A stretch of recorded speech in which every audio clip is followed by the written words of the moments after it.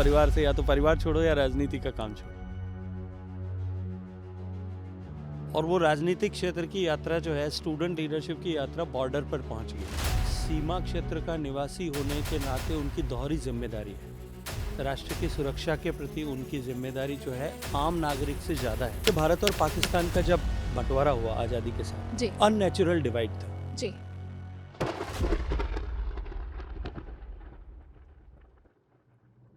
से धीरे धीरे एसिटिक एनहाइड्राइड जाने लगा, उधर से हेरोइन आने लगी, पंजाब मिलिटेंसी के सारे हथियार वहाँ से आने लगे। और ये जो जैसलमेर बाड़मेर का क्षेत्र है, ये एक एंटी नेशनल एक्टिविटीज़ का सेंटर ऐसा बनने लगा। कुंभ ने भारत को एकता के सूत्र में बांधने का काम किया। मैं जिम्मेदारी से कहता हूँ, 2000 साल पहले भी और अब भी भारत को विविधताओं में बंटे हुए भारत को एकता के सूत्र में बांधने वाले जो चंद विषय हैं, उनमें से एक कुंभ भी है। और कुंभ ने एक बार फिर भारत को एक रूप करने का काम किया। किस तरीके से हम उन युवाओं को भारतीय कल्चरल रूट से जोड़ सकते हैं, किस तरीके से? आप सौभाग्यशाली हैं कि आपको उस पीढ़ी में जन्म लेने और काम करने का अवसर मिला है जब आप इस देश को बदल भी सकेंगे और बदले हुए भारत में रह भी सकेंगे। जय श्री राम सभी को। आप सभी का एक बार फिर से बहुत बहुत स्वागत है हमारे इस चैनल पे। आज हम जिससे कॉन्वर्सेशन करने वाले हैं वो है भारत के कल्चरल मिनिस्टर और टूरिज्म मिनिस्टर। बहुत ही फन पॉडकास्ट होने वाला है आज का, तो अंत तक जरूर बने रहिएगा। भैया बहुत बहुत स्वागत है आपका हमारे चैनल पे। बहुत धन्यवाद। समय निकालने के लिए आपका बहुत बहुत धन्यवाद। तहे दिल से आपका स्वागत करती हूँ मैं सबसे पहले आपसे ये प्रश्न करना चाहती हूँ कि आपके जो पिताश्री थे वो सीनियर गवर्नमेंट ऑफिशियल थे, फिर आप कैसे राजनीति में आए, कहाँ से इंटरेस्ट जगा इस चीज़ का? देखिए, ठीक बिल्कुल सही है कि मेरे पिताजी राजस्थान सरकार के जन स्वास्थ्य अभियांत्रिकी विभाग में इंजीनियर हुआ करते थे जी और परिवार में कहीं किसी तरह की राजनीतिक पृष्ठभूमि नहीं थी। मेरा भी कहीं राजनीति में जाना या राजनीतिक क्षेत्र में काम करना ऐसा कोई इरादा भी नहीं था। छात्र राजनीति में आना भी मेरा, जहाँ से मेरी शुरुआत हुई, वो भी महज संयोग मात्र था। कुछ मित्र ऐसा चाहते थे और कुछ परिस्थितियाँ ऐसी थी कि संगठन के लोगों ने को एक ऐसे चेहरे की तलाश थी जिसको चुनाव लड़ा करके चुनाव विश्वविद्यालय में जीता जा सके। संगठन ने उस दृष्टिकोण से मुझे पहचान किया और मैं, क्योंकि अच्छा खिलाड़ी था, पढ़ने में अच्छा था, डिबेट कंपटीशन में विश्वविद्यालय का प्रतिनिधित्व करके 3 साल लगातार मेडल ले चुका था, ठीक ठाक परिवार से थे तो अच्छी पहचान भी थी। उसके नाते मुझे उन्होंने तय किया और मुझे जो है इस तरह का ऑफ़र दिया कि तुमको चुनाव लड़ना चाहिए। और एक बहुत सीनियर मार्गदर्शक हुआ करते थे, उन्होंने कहा कि आप जैसे लोगों को चुनाव लड़ना चाहिए, और मैंने भी हाँ भर दिया। संयोग देखिए, 3 दिन बाद में मुझे विद्यार्थी परिषद ने विश्वविद्यालय छात्र संघ के अध्यक्ष का टिकट दे दिया। मेरा टिकट अनाउंस हुआ तो पिताजी ने मुझे कहा कि हमारे घर में राजनीति का काम नहीं। उन्होंने कहा या तो राजनीति में रहो या टिकट या जो है परिवार में रहो, दोनों में से एक काम करो। परिवार से या तो परिवार छोड़ो या राजनीति का काम छोड़ो। खैर, बीच बचाव मध्यस्थता करके और जो है चुनाव लड़ा, विश्वविद्यालय छात्र संघ की अध्यक्ष चुने गए। अध्यक्ष चुने जाने के बाद में सामान्यतया सभी लोग जो है छात्र संघ के अध्यक्ष या छात्र संघ के पदाधिकारी छात्र संघ में रहते हुए या अपने कार्यकाल समाप्त होने के बाद में अपने लिए कोई राजनीतिक सरजमीन ढूंढना शुरू कर देते हैं। जो विद्यार्थी परिषद जैसे संगठन से आते हैं वो लोग भारतीय जनता पार्टी में अपना भविष्य तलाशना शुरू करते हैं। जो अन्य छात्र संगठनों से आते हैं वो अपनी अपनी पार्टी में अपना सब भविष्य तलाश करना शुरू करते हैं। 1993 में जब मेरा स्टूडेंट यूनियन का टेन्योर ख़त्म हो रहा था, अयोध्या की 6 दिसंबर की घटना के बाद में राजस्थान में आदरणीय भैरव सिंह जी की सरकार गिरा दी गई थी। भैरव सिंह जी से पारिवारिक संबंध भी था और मुझसे स्नेह बहुत रखते थे, तो मैंने उनके साथ लगातार काम किया था। और 93 में मुझे कहा कि तुमको चुनाव लड़ना चाहिए, लेकिन उस समय तक मेरी उम्र 25 साल पूरी नहीं होती थी, इसलिए मैं चुनाव नहीं लड़ सकता था। मैंने उनके लिए काम किया, पार्टी के लिए उनकी कॉन्स्टिट्यूंसी में काम किया।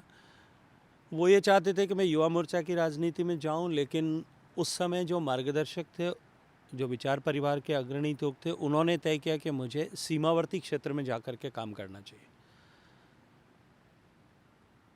और वो राजनीतिक क्षेत्र की यात्रा जो है, स्टूडेंट लीडरशिप की यात्रा बॉर्डर पर पहुंच गई, जहाँ मैं लगभग पूरे 20 साल तक भारत और पाकिस्तान के बॉर्डर पर शुरुआत में और बाद में देश के अन्य बॉर्डर्स पर सीमावर्ती क्षेत्र पर रहने वाले नागरिक, सीमा क्षेत्र का निवासी होने के नाते उनकी दोहरी जिम्मेदारी है।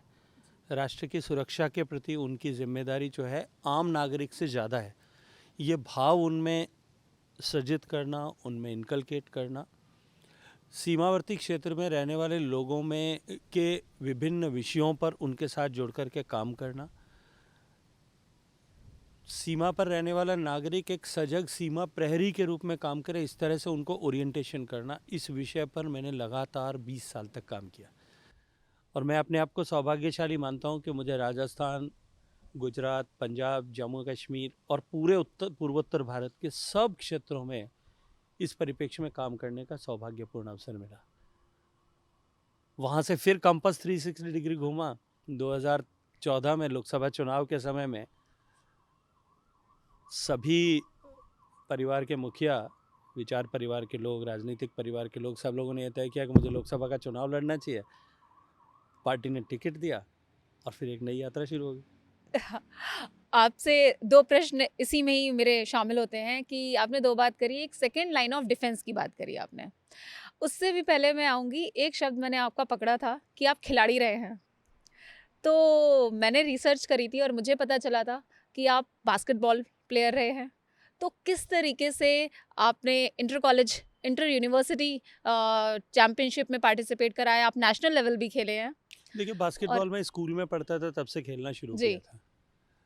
स्कूल में राष्ट्रीय स्तर पर खेलना, उसके बाद में इंटर यूनिवर्सिटीज़ खेलना, बहुत सारे स्तर पर टूर्नामेंट्स खेलना और लगातार जुड़ाव। आज भी मैं बास्केटबॉल के साथ में जुड़ा हूँ।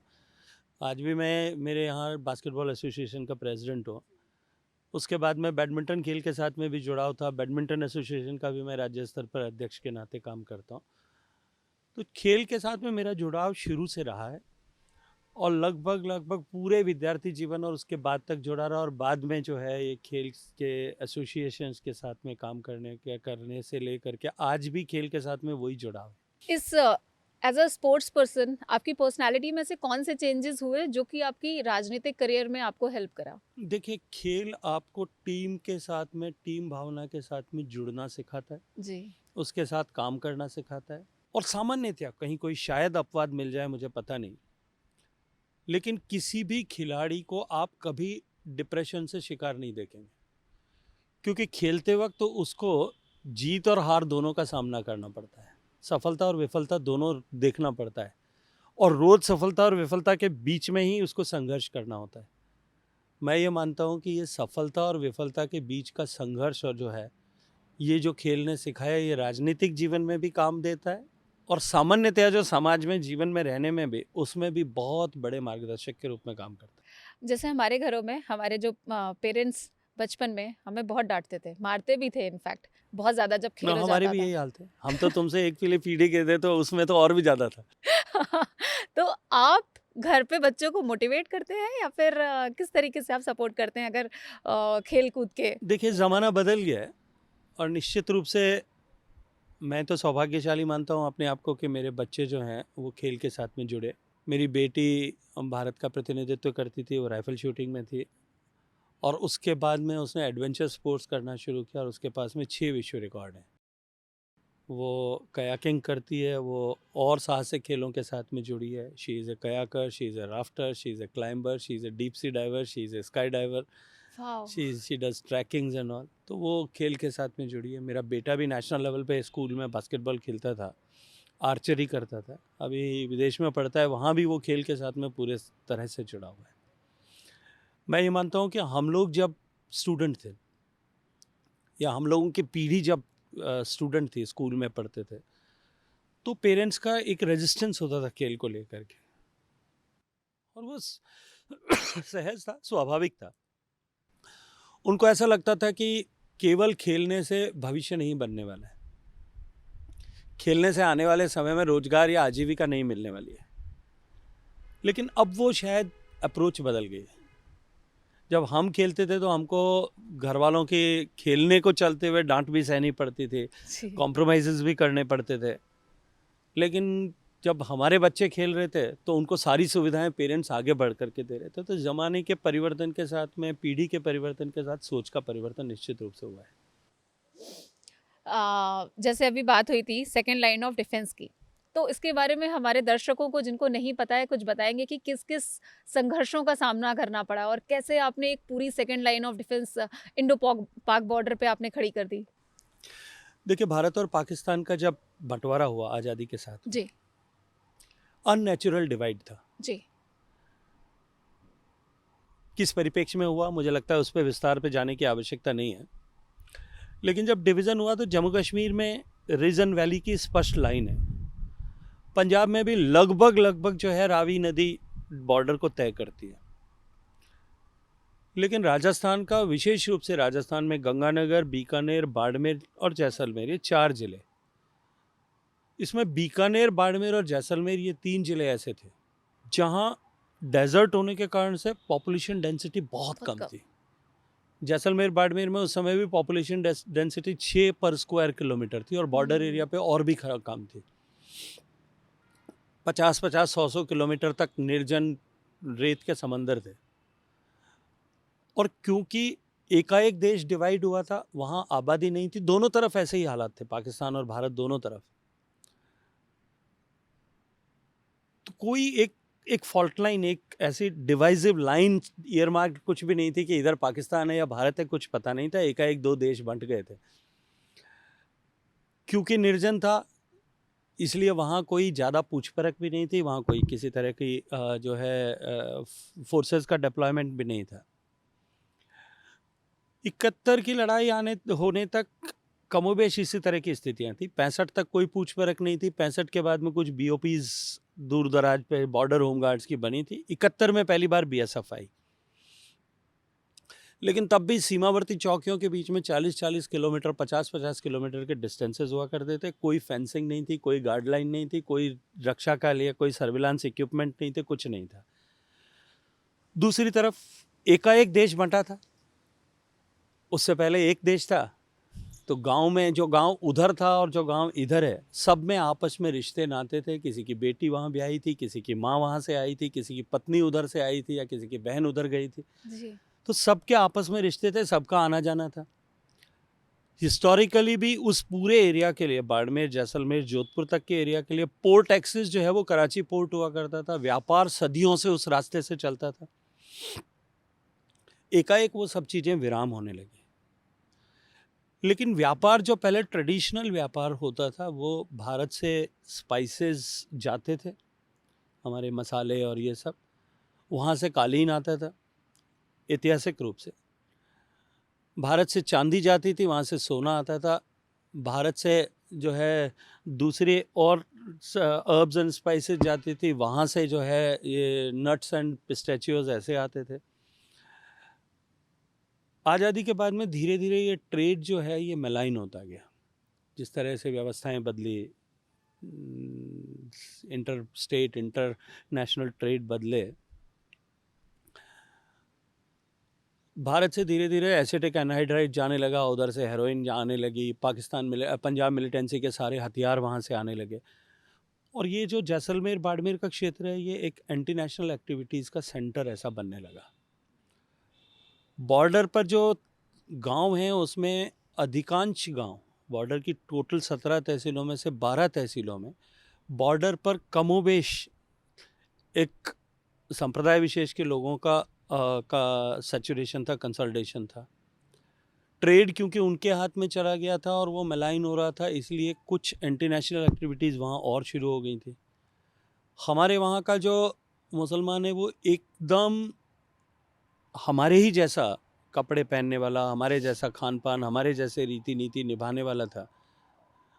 उनको रेडिकलाइज करने का एक प्रोसेस शुरू हुआ। वो रेडिकलाइजेशन दूसरी तरफ चल रहा था। कुल मिलाकर के वो क्षेत्र जो है वो डिस्टर्ब हो रहा था। तब हमारे मेंटर्स ने तय किया कि इसको ठीक करने की आवश्यकता है। और ये जिम्मेदारी जिन लोगों को दी, मैं सौभाग्यशाली मानता हूँ, मैं उसमें से एक था। हमने पहले टू पेनिट्रेट इनटू सोसाइटी हमने बॉर्डर एरिया पे स्कूल शुरू किए, एकल विद्यालय शुरू किए, हॉस्टल्स बनाए बॉर्डर के हर जैसलमेर में, बाड़मेर में, बीकानेर में, गंगानगर में, जोधपुर में, जहाँ ऐसे अभावग्रस्त परिवार के बच्चे जो एक्स्ट्रा ऑर्डनरी इंटेलिजेंट है लेकिन पेरेंट्स नहीं पढ़ा सकते, उनको पढ़ाना शुरू किया।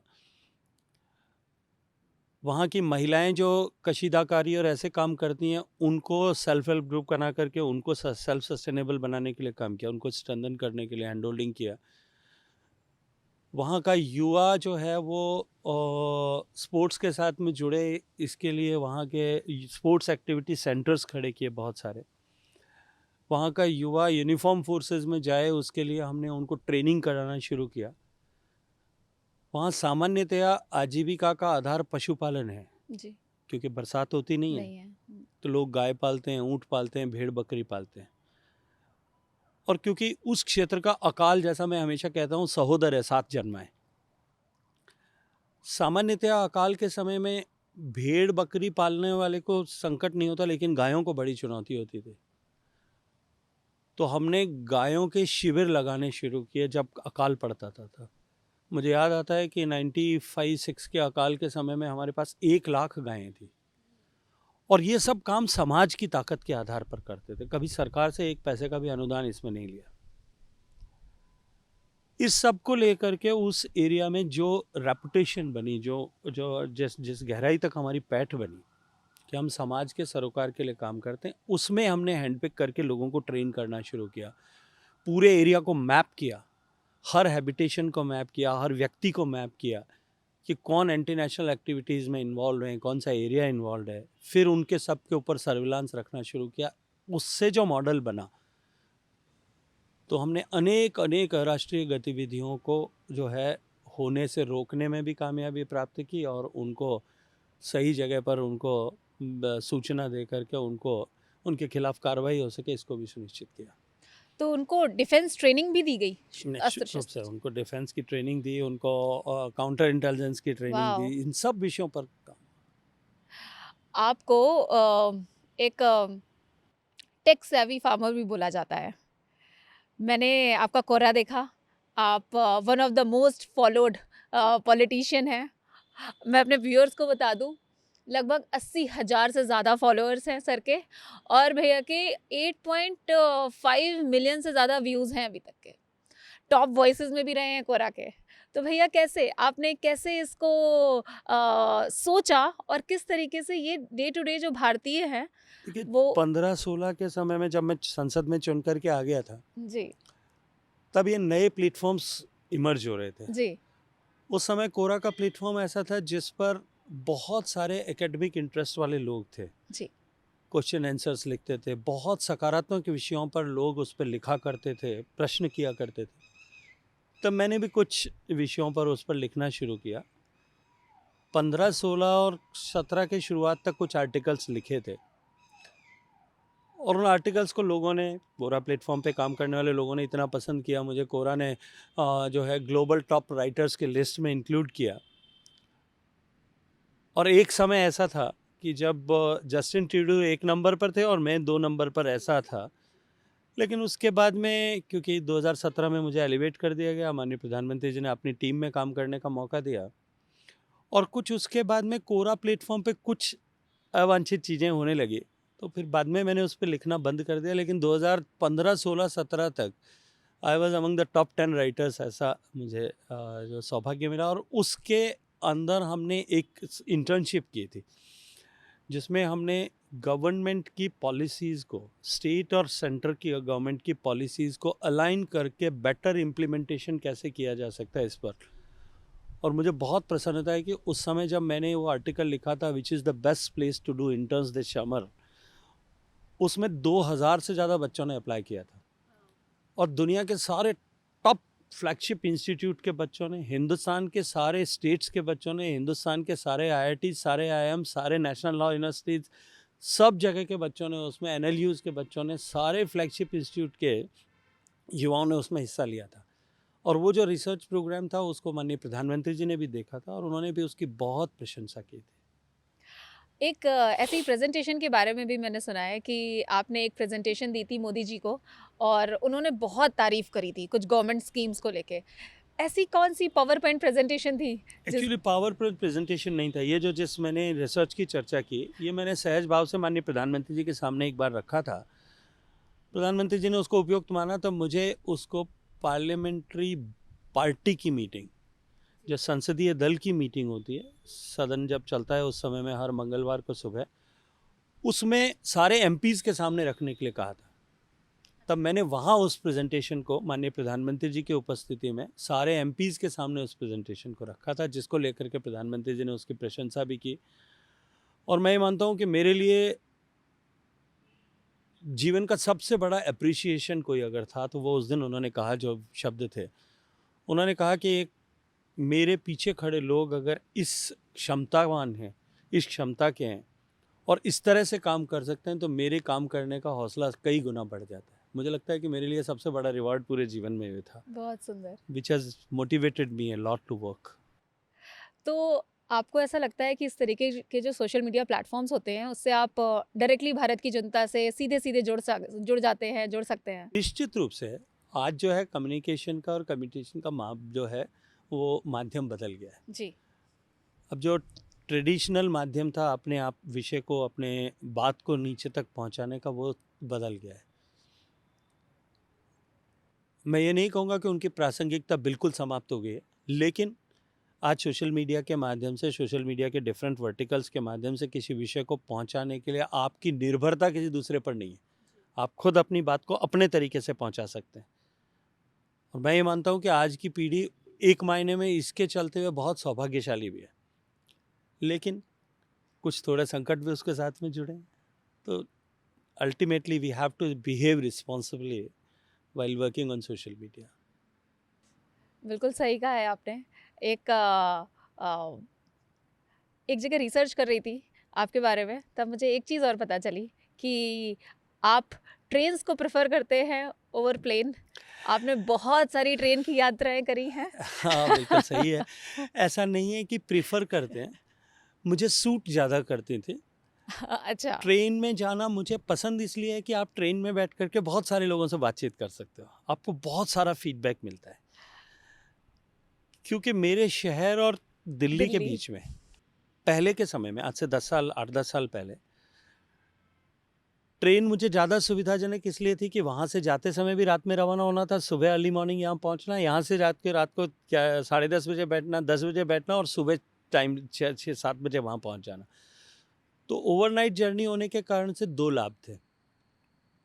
एक, आपका समय ज़्यादा व्यर्थ नहीं होता, पूरा दिन जोधपुर में भी काम करने को मिलता है, दिल्ली आए तो दिल्ली में भी मिलता है। जबकि हवाई जहाज़ में अगर जाएं तो आधा दिन दोनों तरफ का खराब होता था, क्योंकि दोपहर की फ्लाइट्स थी। दूसरे, इसके अलावा जैसा मैंने कहा कि बहुत सारे लोगों से बातचीत करने का मौका मिलता था। और तीसरा, राजनीतिक क्षेत्र में काम करते हुए सबसे बड़ी चुनौती जो होती है वो आपको अपनी नींद से कॉम्प्रोमाइज़ करना होता है। काम के घंटे बहुत बड़े होते हैं जी। बहुत ज़्यादा होते हैं, तो मुझे सोने का वक्त जो है सामान्यतया 3-3.5-4 घंटे से ज़्यादा मिलता नहीं। पर जब मैं रेल यात्रा करता हूँ तो मेरे लिए ये आराम होता है कि 10 बजे जब यहाँ से रेल में बैठता हूँ तो 11 बजे तक कोई मिलने वाले ट्रेन में जिसको मिलना है वो मिलेंगे। 11 बजे से लेकर सुबह 6 बजे तक 7 घंटे तक मुझे सोने को मिलता है, तो मैं सो भी सकता हूँ, पढ़ भी सकता हूँ। तो सोने और पढ़ने दोनों का लालच जो है, और लोगों से मिलना, ये 3 जो है मुझे सुविधा के साथ साथ में वो बड़ा इंसेंटिव लगता था, जो मुझे ट्रेन में ट्रैवल करने के लिए प्रेरित करता था। और मुझे याद है उस समय शायद किसी एक अंग्रेजी के अखबार ने एक रिसर्च करके और एक आर्टिकल छापा था। उन्होंने देखा था कि 181 आपने हाँ, रात जो है जी। मैंने ट्रेन में गुजारी थी 1 साल में। जी। अब मुझे लगता है कि यात्रा तो बदस्तूर उतनी ज़्यादा है, उससे ज़्यादा ही हुई होंगी, लेकिन अब ट्रेन और जहाज़ और सब चीज़ें मिक्स हो रही हैं। तो आपका कोई ऐसा एक्सपीरियंस रहा है कि जब आप ट्रेन में किसी से मिले हो और आपको रियल ग्राउंड फीडबैक मिला हो? और बहुत सारा ऐसे अनेक अवसर मिलते हैं। आप ट्रेन में जाते हो, आप ट्रेन में ट्रैवल करते हो, तो आपको बहुत सारी चीज़ें जानने को मिलती है, आपको बहुत तरह के लोग मिलते हैं। और मैं तो रेल में जोधपुर से जब बैठता था तो पूरी रेल में मतलब जितने डिब्बे इंटरकनेक्टेड होते थे उन सब डिब्बों में अंदर जाकर के सबको मिल करके आता था। तो 1 आध 1.5 घंटे, क्योंकि 8 बजे जोधपुर से ट्रेन रवाना होती थी, उस समय तो 7:30 रवाना होती थी, तो 7:30 से 9-10 बजे तक कोई काम नहीं होता था, तो लोगों से मिलना होता था। तो मेरे लिए तो वो अपने आप में एक अपनी कॉन्स्टिट्यूएंसी के लोगों से कनेक्टेड रहने का एक माध्यम वो भी होता था। ट्रेन में भी अपनी कैंपेनिंग चालू होती थी। बहुत बढ़िया। तो इससे आपको पल्स भी पता चल जाती होगी कि लोग एग्जैक्टली क्या चाह रहे हैं, ग्राउंड लेवल पे क्या सोच रहे हैं। नेचुरली, बिल्कुल। बहुत बढ़िया। जोधपुर एक बहुत सेलिब्रिटी लव्ड वेडिंग डेस्टिनेशन हो गया है। तो जब आप जोधपुर एयरपोर्ट बना रहे थे तो ये प्लान था आपके दिमाग में कि आगे आने वाले समय में ये हो जाएगा? नहीं, इसके अलावा भी जोधपुर शहर की कुछ खासियत है। जी। एक जोधपुर देश की हैंडीक्राफ्ट कैपिटल है, वुडन हैंडीक्राफ्ट की। जी। हंड्रेड्स ऑफ इंडस्ट्री काम करती हैं, लगभग 2 लाख लोग काम करते हैं और साल का लगभग 5-6 हज़ार करोड़ रुपए का एक्सपोर्ट जोधपुर से होता है। दूसरा, Jodhpur agro community based industry, specially guar gum की मैन्युफैक्चरिंग का देश नहीं दुनिया का सबसे बड़ा सेंटर है। तीसरा, जोधपुर स्टील री रोलिंग की बड़ी इंडस्ट्री वाला शहर है। देश में स्टील री रोलिंग और बर्तन बनाना, इन दोनों की कंपोजिट इंडस्ट्री के हिसाब से देखें तो अहमदाबाद, जगाधरी और जोधपुर ये 3 देश के बड़े केंद्र हैं। इसके अलावा इंजीनियरिंग, टेक्सटाइल, जोधपुर में बहुत सारी इंडस्ट्रीज़ हैं, स्टोन की इंडस्ट्री भी है। केमिकल्स की इंडस्ट्रीज़ भी जोधपुर में बहुत सारी हैं। इंडस्ट्री के साथ साथ में जोधपुर एकेडमिक इंस्टीट्यूट्स का शहर भी है। जोधपुर में एक आईआईएम को छोड़ करके बाकी सब इंस्टीट्यूट हैं। जोधपुर में आईआईटी है, जोधपुर में नेशनल लॉ यूनिवर्सिटी है, जोधपुर में एम्स है, जोधपुर में फुटवेयर डिज़ाइनिंग इंस्टीट्यूट है, जोधपुर में पुलिस यूनिवर्सिटी है, जोधपुर में आयुर्वेद यूनिवर्सिटी है, जोधपुर में फिनटेक यूनिवर्सिटी है, जोधपुर में फैशन एनआईएफडी है। जोधपुर जो है टेक्सटाइल डिज़ाइनिंग इंस्टीट्यूट है। जोधपुर इंस्टीट्यूट्स का शहर है। एक तरफ इंडस्ट्री के लिए भी एयरपोर्ट का विकास न होना और उसका विस्तार न होना जोधपुर के लिए बड़ा संकट था। जी। दूसरी तरफ इंस्टीट्यूट्स के लिए भी, इंस्टीट्यूट्स में आने वाली फैकल्टीज़ को लेकर के दृष्टिकोण से, पढ़ने वाले स्टूडेंट्स, गेस्ट फैकल्टीज़, उनके दृष्टिकोण से। तीसरा, जोधपुर ट्रेडिशनली टूरिस्ट डेस्टिनेशन है, गेटवे ऑफ थार है, थार रेगिस्तान का सिंहद्वार है। ऐसे में जोधपुर एयरपोर्ट का विस्तार हो, इसकी लिए प्रयास पिछले 35 साल से चल रहे हैं। 35 साल जब मैं कह रहा हूँ, जब मैं सांसद बना उससे पहले 35 साल से चल रहे थे, लेकिन दुर्भाग्य से हो नहीं पाया था। आज मैं गर्व के साथ में कह सकता हूँ कि सम्माननीय प्रधानमंत्री जी के आशीर्वाद से, उनके इंटरवेंशन से, और दूसरा नाम मैं स्मरण करना चाहता हूँ स्वर्गीय मनोहर पर्रिकर साहब का। वो उस समय रक्षा मंत्री थे। जी। उनके हस्तक्षेप के चलते हुए जोधपुर का एयरपोर्ट बनने का मार्ग प्रशस्त हुआ और अब अगले 3-4 महीने में मुझे लगता है कि जोधपुर का एयरपोर्ट कंप्लीट हो जाएगा। और मैं ये मानता हूँ कि आने वाले समय में, क्योंकि उसके जोधपुर के एयरपोर्ट की 3 चुनौतियाँ, एक टर्मिनल बिल्डिंग नहीं थी, बहुत छोटा था, एप्रिन इतना छोटा था कि 2 ही हवाई जहाज खड़े हो सकते थे, और जोधपुर में नाइट लैंडिंग फैसिलिटी नहीं थी। तो एप्रिन का विस्तार हो चुका है, नाइट लैंडिंग फैसिलिटी, वहाँ कैटाई 3 सिस्टम लागू हो गया है। अब सिर्फ टर्मिनल बिल्डिंग का काम बाकी रहा, जो अगले 3 महीने में पूरा हो जाएगा। अभी नंबर ऑफ़ फ्लाइट्स, कनेक्टिविटी बहुत बढ़ गई है। आज जोधपुर देश के लगभग हर शहर से, बड़े शहर से कनेक्टेड है, और टर्मिनल बिल्डिंग बनने के बाद में ये और आगे विस्तार होकर के आने वाले समय में इंटरनेशनल एयरपोर्ट बने, उस रास्ते पर हम जा रहे हैं। बहुत बहुत बहुत सुंदर, क्योंकि मैं भी बिल्कुल जाना चाहूँगी, इससे कनेक्टिविटी बढ़ जाएगी और हम भी एज अ टूरिस्ट वहाँ पे जल्दी जा सकेंगे। भैया, अभी महाकुंभ अभी जस्ट खत्म हुआ ही है, तो इसकी सक्सेस को आप किस तरीके से देखते हैं? देखिए, अब की बार का महाकुंभ दिव्य होगा, भव्य होगा, अप्रतिम होगा, अतुलनीय होगा, अनिर्वचनीय होगा। मैंने पहले ये बात कही जी। क्योंकि जिस स्तर पर तैयारियां की गई थी, 144 साल बाद में ऐसा संयोग बना है, ये जो लोगों के पास में ये जो भाव गया था, जिस तरह से भारत का इंफ्रास्ट्रक्चर माननीय प्रधानमंत्री जी ने पिछले 10 साल से बनाया और बढ़ाया है, उसको लेकर के लोगों को आवागमन में सुगमता हुई थी।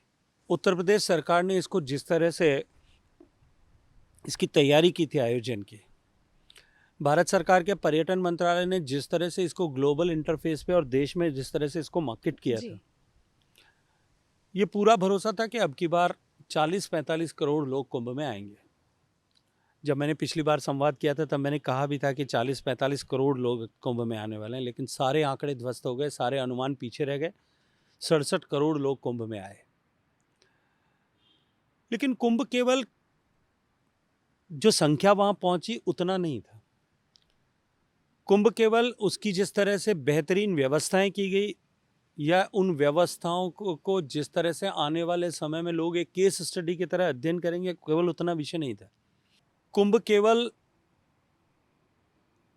जो संतुष्टि लोगों को वहां जाकर के मिली या आध्यात्मिक लाभ मिला वहां तक केवल सीमित नहीं था। कुंभ इन सब से आगे बढ़ कर के हमेशा से जिस तरह से राष्ट्रीय एकता का वाहक रहा है। देश के 67 करोड़ लोग, कल्पना कीजिए, 45 दिन में एक जगह पर जाकर के अपने सारे भेदभाव, अपने क्षेत्र के भेद, अपनी बोली, भाषा, खान पान, पूजा पद्धति, आस्था, विचार और सामाजिक परिस्थिति, हैसियत, इन सब के भेद भुला करके एक जगह पर खड़े होकर के एक विचार के साथ में गए थे। ये कुंभ ने देश को एक बार फिर एकता के सूत्र में बांधने का काम किया है। It is a binding factor and it has worked as a binding factor.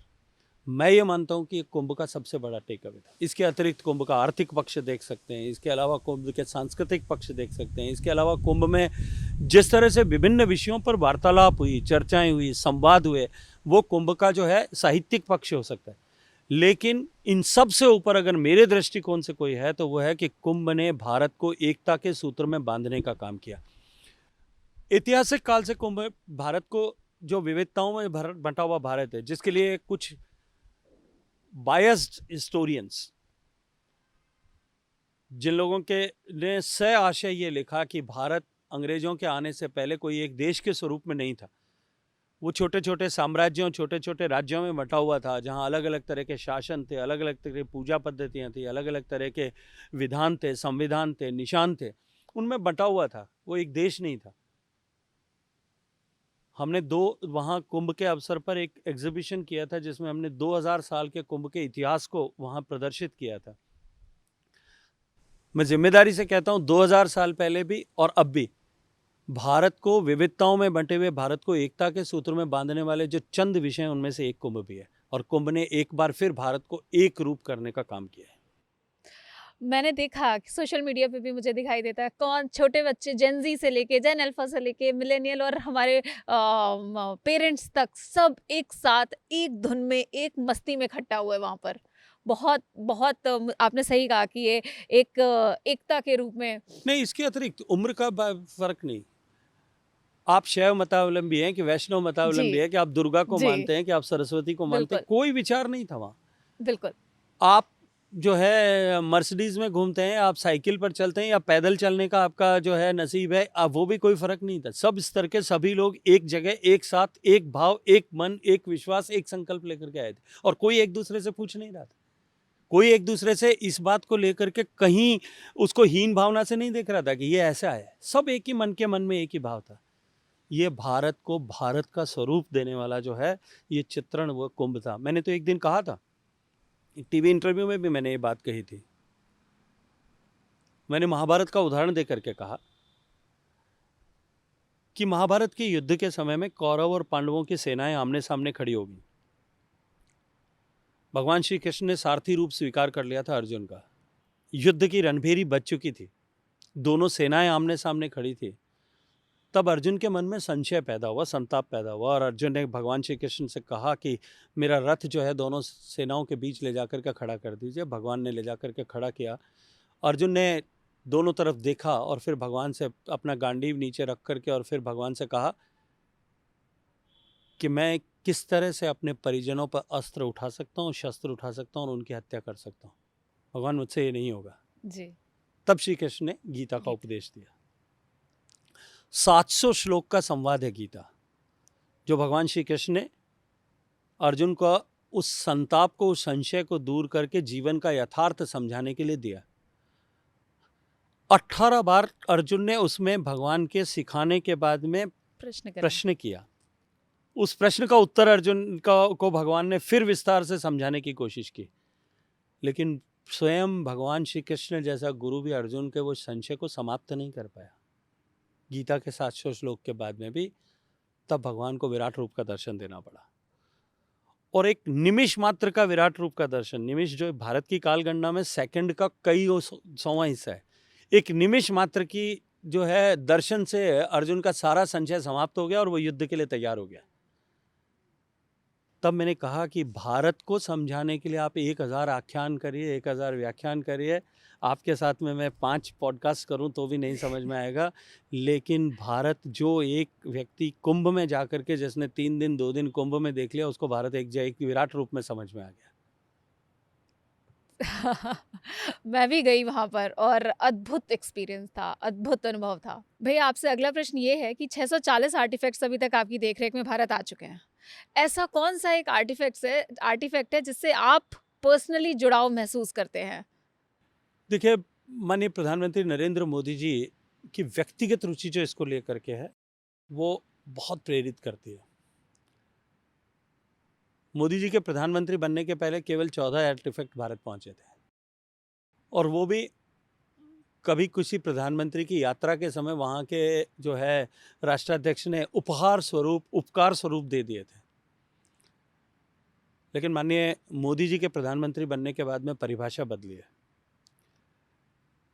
या आर्टिफैक्ट जो आपने कहा वो भारत आए, केवल इतना विषय नहीं है।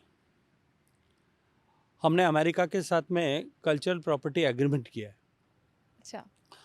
और उस एग्रीमेंट ने दुनिया के बहुत सारे देशों के, और विशेष रूप से क्योंकि अमेरिका सबसे बड़ा मार्केट है ऐसे इस तरह के एंटीक्विटीज़ का, इसलिए अमेरिका में बहुत सारी एंटीक्विटीज़ पहुंची हैं। लेकिन दुनिया के बहुत सारे ऐसे देश जिन्होंने गुलामी का दंश सहा, उनके यहाँ से जो एंटीक्विटीज़, जो धरोहर इस तरह से ले जाई गई, उन सब का साझा दर्द जो है, उस दर्द को मिटाने का रास्ता इस कल्चरल प्रॉपर्टी एग्रीमेंट ने जो है वो तय किया है। और मैं पूरी जिम्मेदारी के साथ में बात कहता हूँ कि उसने जिस तरह की सुविधा विभिन्न राज्यों के लिए रिपेट्रिएशन ऑफ एंटीक्विटीज़ को लेकर के सुनिश्चित की है, आने वाले समय में बहुत सारे देशों की ऐतिहासिक धरोहर, उनकी विरासत उनके पास पहुंचेगी। जहाँ तक एक मूर्ति का प्रश्न है, जो काशी विश्वनाथ के मंदिर में माँ अन्नपूर्णा देवी की मूर्ति लगी है, मैं ये मानता हूँ कि वो मूर्ति, और उस मूर्ति को जिस तरह से लेकर के आया गया, माननीय प्रधानमंत्री जी ने उस मूर्ति को फ्रांस में देखा, वहाँ से वापस पता किया ये मूर्ति हमारे यहाँ की है, ये कहाँ से आई है उसका पता किया, उस रूट को मैप किया, वहाँ से पता किया कहाँ है, वहाँ उस देश में ला करके, और उस पूरे रूट को फॉलो अप करके भारत से ये सिद्ध करके, क्योंकि जब किसी एंटिक्विटी को आप क्लेम करते हैं तो आपको विद डॉक्यूमेंट, ये एविडेंस प्रूव करना होता है कि ये हमारे यहाँ से गई है, इस जगह पे इसका जो ओरिजिनली ये थी, ये पॉइंट ऑफ ओरिजिन था, उसको डॉक्यूमेंट्री एस्टेब्लिश करना होता है। वो एस्टेब्लिश करके हम वापस ला करके और काशी विश्वनाथ के मंदिर में उसको स्थापित कर पाए। मुझे लगता है ये स्टोरी अपने आप में इंस्पायरिंग है। बहुत सुंदर। तो आपको जब भारत के बाहर रहने वाले जो एनआरआईज होते हैं, जो युवा होते हैं वहाँ के, तो आपका क्या प्रयास है, किस तरीके से हम उन युवाओं को भारतीय कल्चरल रूट से जोड़ सकते हैं, किस तरीके से? देखिए, भारत सरकार निरंतर इस दिशा में प्रयास करती रही है जी। विदेश मंत्रालय के अधीन एक संस्थान काम करता है, ICCR, उसके माध्यम से भारत की सांस्कृतिक जो है विविधताओं को विश्व के अन्य देशों तक ले जा करके भारत महोत्सव को आयोजित करके, और हम उसके ऊपर काम करते हैं। भारत सरकार का संस्कृति मंत्रालय भी इस दृष्टिकोण से अनेक प्रयास पूरी दुनिया के अन्य देशों में इस तरह को लेकर के करता है। लेकिन मैं इससे आगे बढ़ करके सोचता हूँ, देखिए, भारत की पहचान पूरे विश्व भर में एक असहाय, गरीब, लाचार देश के रूप में बनी हुई थी। दुर्भाग्य से भारत जो असीम संभावनाओं वाला देश था, राजनीतिक नेतृत्व की कमजोरी के चलते हुए, इच्छा शक्ति के कमी के चलते हुए भारत पिछड़ता जा रहा था। भारत की छवि एक कमजोर देश की बनी थी, जो आतंकवाद से पीड़ित है, जिसकी अर्थव्यवस्था डामाडोल है, जिसकी विदेश नीति स्थायी नहीं है, और भारत के हितों के साथ में अनेक बार समझौता कर चुका था, चाहे युद्ध के बाद में हुई विजय के बाद समझौते के रूप में हो, या बार बार विदेश के दबाव में भारत के समझौतों के साथ में भारत के हितों के साथ में समझौता करने के दृष्टिकोण से हो। नरेंद्र मोदी जी के प्रधानमंत्री बनने के बाद में परिभाषा बदली।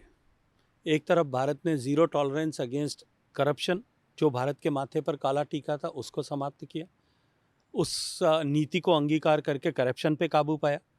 दूसरा, जीरो टॉलरेंस अगेंस्ट टेररिज्म, हमने सर्जिकल और एयर स्ट्राइक करके एक स्पष्ट संदेश पूरी दुनिया को दिया कि भारत अब भारत के विरुद्ध किसी गतिविधि को न भारत की धरती से स्वीकार करेगा और न दुनिया की किसी दूसरी धरती से स्वीकार करेगा। विदेश नीति को भारत के हितों के अनुरूप बनाने का काम हुआ। भारत की अर्थव्यवस्था को पटरी पर ला करके डिफरेंट रिफॉर्म्स के माध्यम से दुनिया की सबसे तेज बढ़ने वाली अर्थव्यवस्था बनाया। तेज गति के साथ में इंफ्रास्ट्रक्चर डेवलपमेंट करके भारत को फ्यूचर रेडी किया। जो भारत के सामान्य मानवी का विश्वास हमारी लोकतांत्रिक व्यवस्था से निरंतर घट रहा था, उस विश्वास को वापस एस्टैब्लिश करने में कामयाबी प्राप्त की। और 140 करोड़ लोगों की ताकत पर हम आत्मनिर्भर भारत बन सकते हैं, हम विकसित भारत बन सकते हैं, इस रास्ते पर भारत ने बढ़ना प्रारंभ किया। तो भारत का स्वाभिमान भी जागृत हुआ और भारत का सम्मान भी पूरी दुनिया में बढ़ा। भारत का सम्मान पूरी दुनिया में, भारत का सम्मान, भारतीयों का सम्मान और भारत से निकले हुए ज्ञान का, विज्ञान का सम्मान बढ़ने लगा। एक सामान्य मानसिकता है, यदि आप किसी कमजोर व्यक्ति से मिलते हैं, गरीब व्यक्ति से मिलें, असहाय व्यक्ति से मिलें, किसी लाचार व्यक्ति को कभी ढूंढ देखें, आपके मन में क्या भाव होगा? या तो करुणा का भाव होगा, या दया का भाव होगा, या उसको सहायता करने का भाव होगा। लेकिन उसी की किसी चीज पर क्या आप गर्व कर सकते हैं? उसकी गरीबी पर, उसकी दयनीयता पर, उसकी बदहाली पर, उसके फटेहाल कपड़ों पर कभी आप गर्व कर सकेंगे? नहीं। गर्व किस पर होता है? जो सम्मान का अधिकारी होता है उस पर गर्व करता है। जो सक्षम होता है, समर्थ होता है, उसकी चीजों पर गर्व होता है, उसको अपनाने की चेष्टा होती है। बिल्कुल। भारत का जब सम्मान पूरे विश्व भर में स्थापित हुआ तो भारत के वंश के लोग जो दुनिया भर में रह रहे हैं वो तो भारत की संस्कृति के साथ में जुड़ने में अपना सम्मान महसूस करने ही लगे। दुनिया के दूसरे लोग भी भारत और भारत से निकले हुए विषयों को सम्मान के साथ में अंगीकार कर रहे हैं। आज भारत से निकला हुआ योग 150 साल पहले मुंगेर से निकल करके योग दुनिया के पटल पे गया था, लेकिन क्या वो विश्व में स्थापित हो पाया था? लेकिन क्योंकि भारत का सम्मान बढ़ा है, इसलिए नरेंद्र मोदी जी के एक कॉल पर आज दुनिया के सारे देश इंटरनेशनल योगा डे पे योगा सेलिब्रेट करते हैं। उतना तो है ही, जितने हम लोग डेली लाइफ में योगा को प्रैक्टिस करते हैं उससे ज्यादा दुनिया के दूसरे देशों में लोग कर रहे हैं।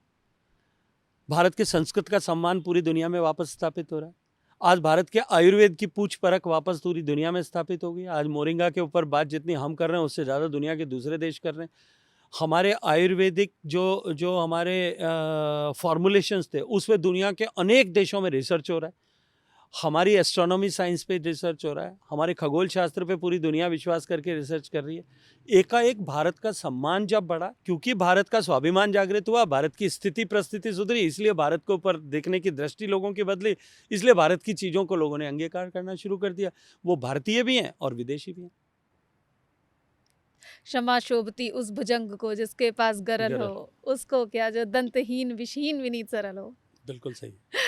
तो भैया ये बात तो हो गई विदेशियों की। अब अगर भारत में जो मॉडर्न एजुकेशन की बात हम कर रहे हैं, जो चल रही है, उसमें किस तरीके से हम अपनी कल्चरल रूट्स को इंक्लूड कर सकते हैं? देखिए, नई शिक्षा नीति माननीय प्रधानमंत्री जी के नेतृत्व में जिस तरह से स्थापित हुई जी, आज़ादी के बाद में जो आवश्यकता थी कहीं उनमें चूक हुई है। बिल्कुल। आज़ादी के बाद में भी जो अंग्रेजों की शिक्षा पद्धति थी हम उसी के साथ में जुटे रहे। जो शिक्षा पद्धति उन्होंने अंग्रेज सत्ता को भारत में स्थायी बनाने के दृष्टिकोण से प्रारंभ की थी, दुर्भाग्य से उसी शिक्षा नीति पर हम चलते रहे। हमारा एजुकेशन जो है, complete education, Indian education system 2 pillars पे खड़ा था।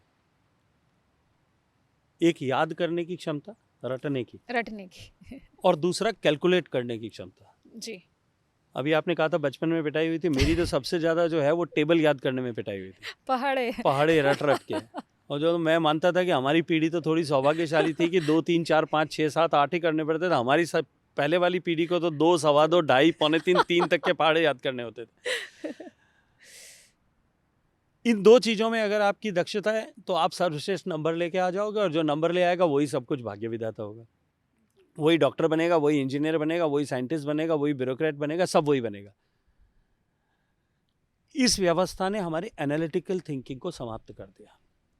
वो देश भारत जिसमें एनालिटिकल थिंकिंग का इतना प्रावधान था कि एक बच्चा जब ये कहता है कि मुझे वो क्या है, तो उसको जो है जा करके उस सूर्य को कैप्चर करने की जिस देश में हनुमान जो है सूर्य को जा करके अपने मुंह में बंद कर ले, हाथ में रख ले, इतनी जिस देश में एनालिटिकल जो है खोजने की क्षमता थी, जिस देश में एक बालक ये तय करे कि मैं कहाँ से आया हूँ और वो एक ऋषि बन जाए और वो जीवन का यथार्थ सिद्ध कर दे, जिसमें देश को एक रूप में बांधने के लिए एक ब्राह्मण नंबूदरीपाद केरल से निकले और वो केदारनाथ तक 2500 साल पहले तक यात्रा करके देश को एकता के सूत्रों में बांध दे, उस भारत में नया सोचने और खोजने की विधा पर विराम लग गया था।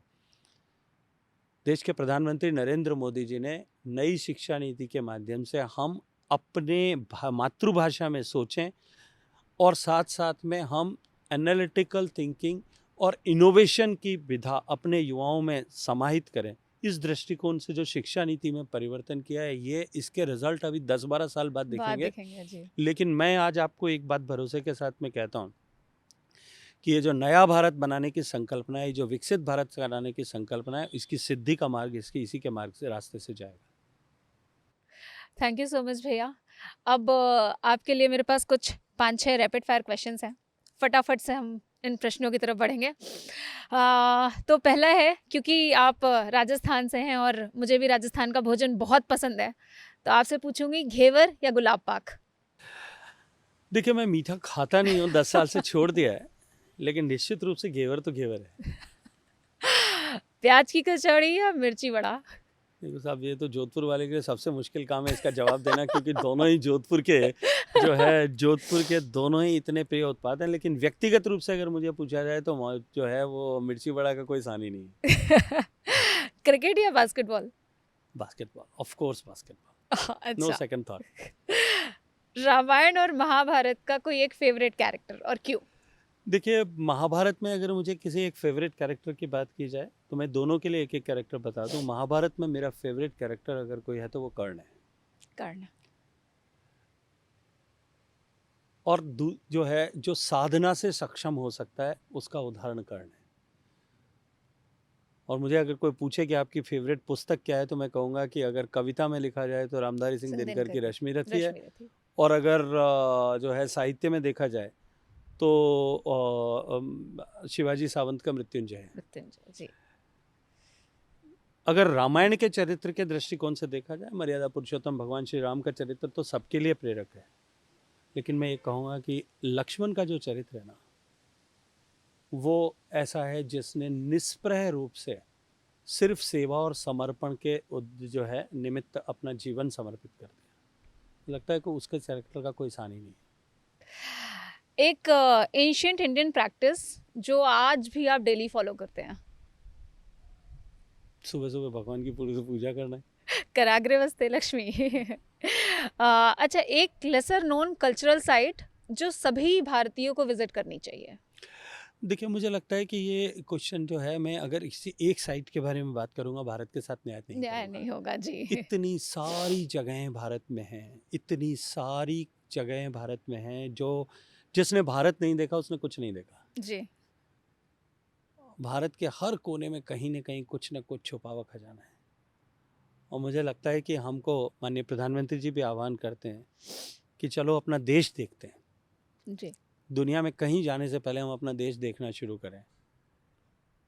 हम जो है अभिभूत हो जाएंगे, विस्मृत हो जाएंगे, इतना जो हमारे देश में इतनी थाती है। भैया, एक आखिरी प्रश्न होगा कि हमारे दर्शकों के लिए कुछ आपके 2 शब्द जो आप डायरेक्टली उनसे बोलना चाहें। देखिए, आपके दर्शकों को मैं ये कहना चाहता हूँ कि जिस मार्ग पर अब भारत चल पड़ा है, नरेंद्र मोदी जी के नेतृत्व में जिस संकल्प के साथ में चल पड़ा है, ये निश्चित है कि भारत अब परिवर्तित होगा। ये भारत के लिए संपरिवर्तन का काल है। It's an era of transformation. और जब कोई देश, कोई समाज इस तरह के बदलाव के दौर से गुजरता है, तब उसके हर एक व्यक्ति की, हर स्टेक होल्डर की, हर सिटीजन की जिम्मेदारी होती है कि वो उस बदलाव का हिस्सा बने, उस बदलाव का वाहक बने। आपके दर्शक क्योंकि अधिकांश युवा हैं, मैं उनसे कहूँगा कि आप सौभाग्यशाली हैं कि आपको उस पीढ़ी में जन्म लेने और काम करने का अवसर मिला है जब आप इस देश को बदल भी सकेंगे और बदले हुए भारत में रह भी सकेंगे। ये दोहरा सौभाग्य सिर्फ आप ही को मिला है। इसलिए आइए हम सब मिलकर के देश को विकसित बनाने में अपनी ऊर्जा का निवेश करें। जो कुछ भूमिका हमने अपने लिए तय की है, जो किस क्षेत्र का चुनाव हमने तय किया है, जहाँ भी हम काम कर रहे हैं, चाहे हम व्यापार में हैं, चाहे हम व्यवसाय में हैं, चाहे हम कृषि में हैं, चाहे हम आगे आने वाले समय टेक्नोलॉजी में काम कर रहे हैं, चाहे हम मैन्युफैक्चरिंग में काम कर रहे हैं, चाहे हम सरकार में काम कर रहे हैं, हर जगह एक ही उद्देश्य रहे कि मेरा हर कदम, मेरा हर एक जो है पुरुषार्थ का हर एक अणु और मेरे स्वेद का हर बिंदु जो है वो इस देश के निर्माण के लिए उपयोगी हो। अगर हम सब मिलकर के करेंगे तो गर्व कर सकेंगे कि हमने भारत को बदल दिया है।